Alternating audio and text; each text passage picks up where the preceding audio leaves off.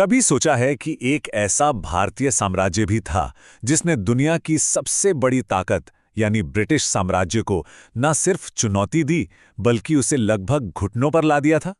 जी हां, ये कहानी है मैसूर की। एक ऐसी कहानी जिसमें महत्वाकांक्षा है, हैरत में डाल देने वाली नई सोच है और एक ऐसा संघर्ष है जिसने सच में इतिहास का रुख मोड़ दिया। तो ये कहानी शुरू होती है 18वीं सदी से। भारत का राजनीतिक नक्शा कह सकते हैं पूरी तरह बदल रहा था। जो पुराने बड़े साम्राज्य थे वो बिखर रहे थे और इसी उथल-पुथल के बीच दक्षिण में एक नई शक्ति का जन्म हुआ, मैसूर। और इस उदय के पीछे सिर्फ एक ही नाम था, हैदर अली। तो आखिर कौन थे ये हैदर अली, वो शख्स जिसने मैसूर की किस्मत ही पलट दी? देखिए, उनकी शुरुआत तो एक मामूली सैन्य अधिकारी के तौर पर हुई थी, लेकिन उनमें गजब की ऊर्जा और जबरदस्त इच्छा शक्ति थी। इसी के दम पर उन्होंने मैसूर को एक ऐसी ताकत बना दिया जिसका लोहा हर किसी ने माना। हैदर अली का सत्ता में आना बहुत तेजी से हुआ। 1755 में उन्होंने डिंडीगुल में एक मॉडर्न शस्त्रागार बनाया। ये उनकी दूर की सोच का पहला सबूत था। इसके ठीक बाद उन्होंने सत्ता पर कब्जा कर लिया, लेकिन उनकी असली दूरदर्शिता दिखी मालाबार को जीतने में, जिससे मैसूर को सीधे हिंद महासागर तक पहुंच मिल गई। ये व्यापार और नौसेना के लिए एक गेम चेंजर कदम था। उनका जीवन दूसरे आंग्ल मैसूर युद्ध के मैदान में ही खत्म हुआ, लेकिन तब तक वो एक बहुत मजबूत साम्राज्य की नींव रख चुके थे। तो सवाल ये है कि हैदर अली की सफलता का राज क्या था? असल में ये कई चीजों का मिला-जुला असर था। उन्होंने अपने दुश्मनों से सीखा, मतलब पश्चिमी मिलिट्री तकनीक को अपनी सेना में शामिल किया। फिर उन्होंने पॉलीगार जैसे विद्रोही सरदारों पर पूरी सख्ती से लगाम कसी, जिससे राज्य के अंदर शांति बनी रही। और शायद सबसे जरूरी बात, उन्होंने धार्मिक सहिष्णुता की नीति अपनाई, जिससे उन्हें हर तरफ से समर्थन मिला। इसी रणनीति के दम पर उन्होंने न सिर्फ अंग्रेजों बल्कि मराठों और निजाम को भी बार बार टक्कर दी। तो हैदर अली ने एक ताकतवर साम्राज्य की नींव तो रख दी, लेकिन कहानी यहां खत्म नहीं हुई, बल्कि यहां से तो एक नया अध्याय शुरू होने वाला था। 1782 में जब उनकी मौत हुई तो ये विरासत और ये संघर्ष दोनों ही उनके बेटे के कंधों पर आ गए, और वो थे टीपू सुल्तान। उन्हें विरासत में सिर्फ एक राज्य ही नहीं मिला था, बल्कि अंग्रेजों के साथ एक चलता हुआ युद्ध भी मिला था। लेकिन देखिए, अगर हम टीपू को सिर्फ एक योद्धा के तौर पर देखेंगे तो ये उनके साथ नाइंसाफी होगी।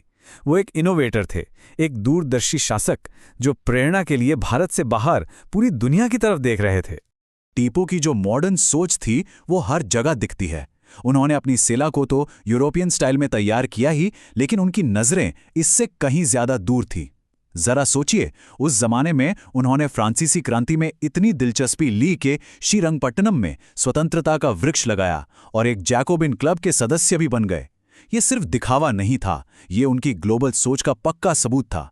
उन्होंने एक मॉडर्न नेवी बनाने की कोशिश की और व्यापार के लिए फ्रांस और तुर्की जैसे देशों तक अपने दूत भेजे। वो सही मायनों में भारत को दुनिया से जोड़ रहे थे। उनकी ये मशहूर कहावत उनके पूरे किरदार को बयां कर देती है। भेड़ की तरह पूरी जिंदगी जीने से बेहतर है शेर की तरह एक दिन जीना। और सच कहें तो यही वो जज्बा था जिसने उन्हें अंग्रेजों की नज़र में उनका सबसे बड़ा और सबसे खतरनाक दुश्मन बना दिया था। इस शेर की कहानी का आखिरी पड़ाव अंग्रेजों के साथ हुए युद्धों में आया। वो लड़ाइयां जिन्होंने मैसूर साम्राज्य की किस्मत का फैसला कर दिया। और यहां कहानी में एक बहुत बड़ा मोड़ आता है। हैदर अली के समय में दुश्मन बदलते रहते थे, कभी मराठा, कभी निजाम, तो कभी अंग्रेज। लेकिन टीपू के दौर तक आते आते हालात बिल्कुल बदल गए। मराठा और निजाम दोनों ही मैसूर के खिलाफ अंग्रेजों के साथ जाके खड़े हो गए। इसका सीधा मतलब यह था कि टीपू अब अकेले तीन ताकतों से एक साथ लड़ रहे थे और उनकी चुनौती पहले से कई गुना बड़ी हो गई थी। तो आखिर मैसूर का पतन हुआ कैसे? ये धीरे धीरे 3 हिस्सों में हुआ। दूसरे युद्ध के बाद 1784 में मैंगलोर की संधि हुई, जिससे टीपू को थोड़ी सांस लेने की मोहलत मिली। लेकिन असली झटका लगा तीसरे युद्ध में, जब एक बड़े गठबंधन ने उन्हें हराया और उन्हें अपना करीब करीब आधा राज्य अंग्रेजों को देना पड़ा। ये एक बहुत बड़ी हार थी, लेकिन अंत अभी बाकी था। चौथा और आखिरी आंग्ल मैसूर युद्ध वो आखिरी कील साबित हुआ जिसने मैसूर के ताबूत को हमेशा के लिए बंद कर दिया। साल था 1799। अपनी राजधानी श्रीरंगपट्टनम की दीवारों की हिफाजत करते हुए मैसूर का शेर आखिरकार मारा गया, और टीपू सुल्तान की मौत के साथ ही एक आजाद और ताकतवर मैसूर का सपना भी हमेशा के लिए खत्म हो गया। तो ये थी हैदर अली और टीपू सुल्तान की कहानी, एक साम्राज्य के बनने और मिटने की दास्तान।